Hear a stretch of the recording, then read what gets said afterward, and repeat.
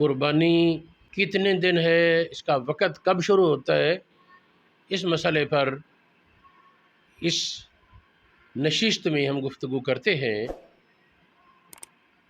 قربانی کا وقت اصل میں شروع ہوتا ہے 10 ذی الحجہ کی فجر سے۔ 10 ذی الحجہ فجر ہوئی، فجر کا وقت ہوا تو عید قربانی کا وقت شروع۔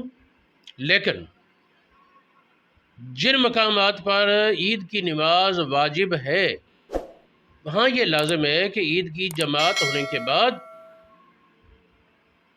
عید کی نماز جماعت خطبے ہو جانے کے بعد وہاں قربانی ہو، اور جن مقامات پر عید کی نماز واجب نہیں ان مقامات پر فجر طلوع ہونے سے وقت شروع ہو گیا اور قربانی ممکن ہے۔ علماء نے فرمایا کہ اگر بڑا جانور ہے جس کے کچھ حصے دار شہری ہیں، کچھ دیہات میں رہتے ہیں، تو وہ کس کا اعتبار کریں؟ فرماتے جانور کا اعتبار کرو۔ اگر جانور شہر میں تو پھر امام کی نماز پڑھانے کے بعد اس کو قربان کیا جائے، نماز اور خطبوں کے بعد۔ اور اگر شہر میں نہیں بلکہ دیہات میں جانور موجود ہے تو وہاں وہ فجر کی اذان کے بعد جانور ذبح کر سکتے ہیں، قربانی کر لیں۔ ہاں، شہر والوں کی اجازت تو ہوگی نا، ظاہر ہے۔ اچھا، یہ وقت شروع ہونے کی بات ہو گئی۔ 10 ذی الحجہ کی فجر سے اس کا اصل وقت شروع ہے، اور شہروں میں اور بڑے قصبوں میں جہاں عید کی نماز واجب ہے وہاں لازم یہ ہے کہ عید کی نماز کے بعد میری تحقیق میں امام کے خطبوں کے بعد اب وقت شروع ہوا ہے قربانی کرنے کا۔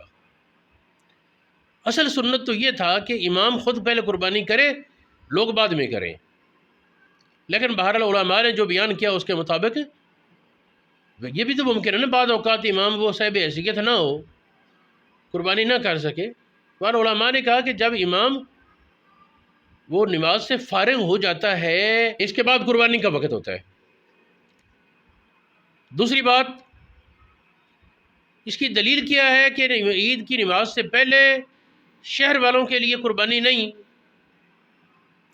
تو اس کی دلیل یہ ہے، بخاری شریف اور دیگر صحاح میں حدیث موجود ہے، حضور علیہ الصلوۃ والسلام نے ارشاد فرمایا کہ اس دن ہم سب سے پہلے جو کام کرتے وہ نماز ہے۔ جس نے نماز سے پہلے جانور ذبح کیا وہ حلال گوشت ضرور ہے لیکن قربانی نہیں۔ اس پر ابو بردہ بن نیار کھڑے ہوئے، عرض کی یا رسول اللہ، میں نے تو سمجھا گوشت ہی کھانا ہے، اس کو وہ قربانی کر دی۔ فرمایا وہ تو حلال گوشت ہے، قربانی نہیں۔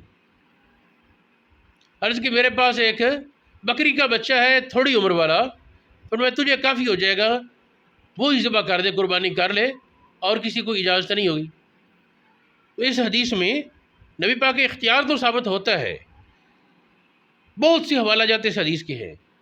اس میں یہ مسئلہ بھی ثابت ہو رہا ہے نا کہ شہروں میں عید کی نماز کے پڑھنے سے پہلے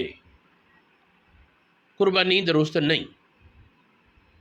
اچھا، 10 ذی الحجہ، 11 ذی الحجہ، 12 ذی الحجہ، 10 اور 11 کی درمیانی رات، 11 اور 12 کی درمیانی رات، یہ عید کا قربانی کا وقت ہے۔ رات میں صرف اس وجہ سے بعض علماء نے مکروہ لکھا کہ ممکن ہے جی اچانک دیا بجھ جائے اور اندھیرے میں وہ ذبح صحیح نہ ہو سکے، لیکن اصل مسئلے میں یہ درمیان کی 2 راتیں اور یہ 3 دن یہ قربانی کا وقت ہے۔ 10 ذی الحجہ، 11 ذی الحجہ، 12 ذی الحجہ 3 دن اور 2 راتیں درمیان کی، 10 اور 11 کی درمیانی رات اور 11 اور 12 کی درمیانی رات، یہ قربانی کا وقت ہے۔ اب کئی لوگوں کو سنا جاتا ہے نہیں جی 13 کو جب تکبیریں ہیں تو پھر 13 کو بھی قربانی ہے۔